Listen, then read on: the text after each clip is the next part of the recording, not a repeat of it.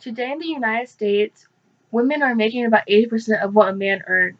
This is a gap of 20%. Women make up almost half of the workforce. They're equal, if not the main breadwinners in 4 out of 10 families. They receive more college graduate degrees than men, and yet, on average, women continue to get paid considerably less money than men. This is a quote from Pay Equality and Discrimination. Many people believe that sexism is over and that the gender pay gap is fake. However, I believe the pay gap is alive and real. Women, on average, are paid less than men, and the pay gap affects women of all ages, racial groups, and educational levels. Women get paid unfairly, although the qualifications are just as suited as men's. They get judged more harshly before and while they're in the workforce because of their gender. Women who have equal qualifications as men should be paid just as equally to men.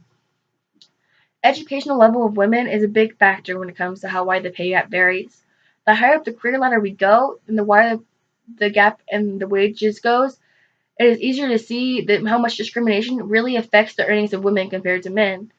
Women who may not have a high school diploma yet um, earn up to less than 80% of what a man makes with the same amount of education. A woman will be making about $418 a week, while the man working the same job with the same qualifications and that has the same work experience will be making up to $520 a week. And a woman with a higher education, on the other hand, such as a bachelor's degree, makes on average 75% compared to what a man makes. This would be a woman making about $975 a week, while the man would be making $1,304 a week. Then, taking a look at the wage gap, including the aspect of race, I see the matter widening and the problem is increasing. In 2015, middle-class Hispanic American women on average could earn up to $29,949 annually.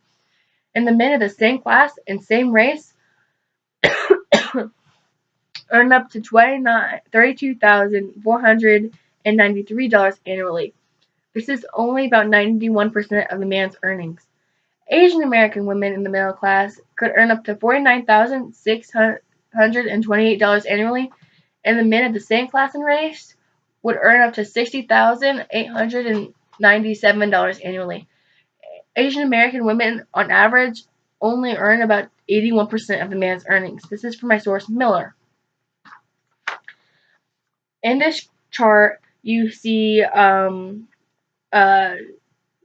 the what I just explained, what women will earn based on race and ethnicity.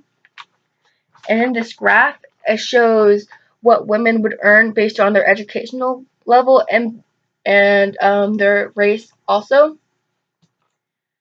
When women ask for power or try to get jobs that would give them more authority and requires more education, and the approval rating of the public goes down compared to when men ask for the same jobs who have the same qualifications.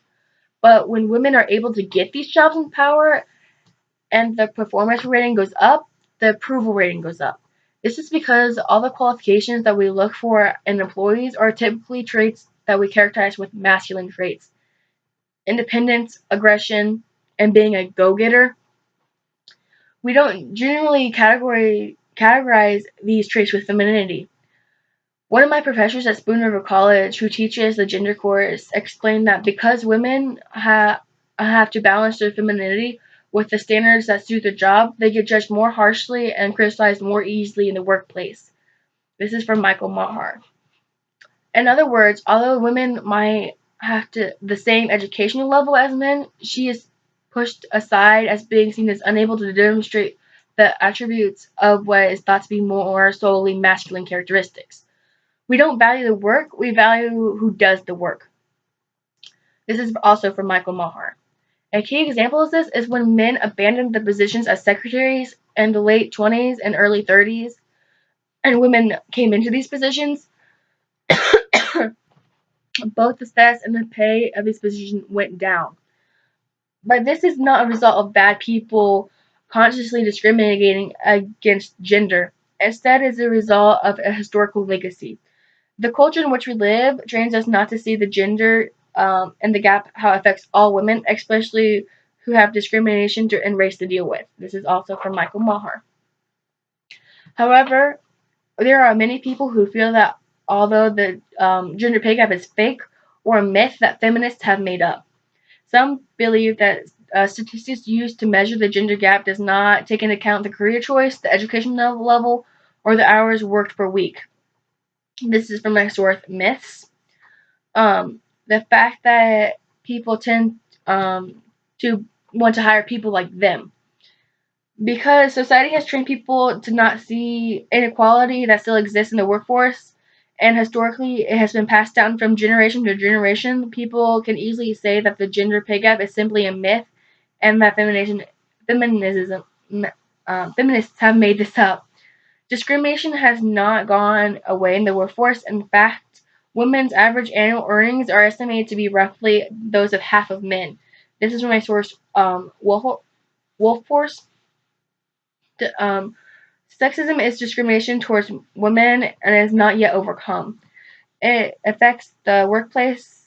The effects in the workplace are serious.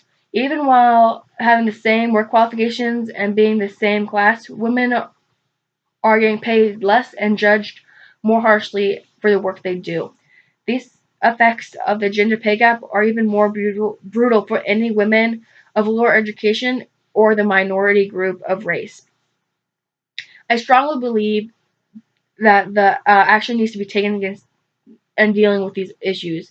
Becoming more educated and aware of the fact that we are still facing these issues today is important in transforming our society to a better, more equally based one.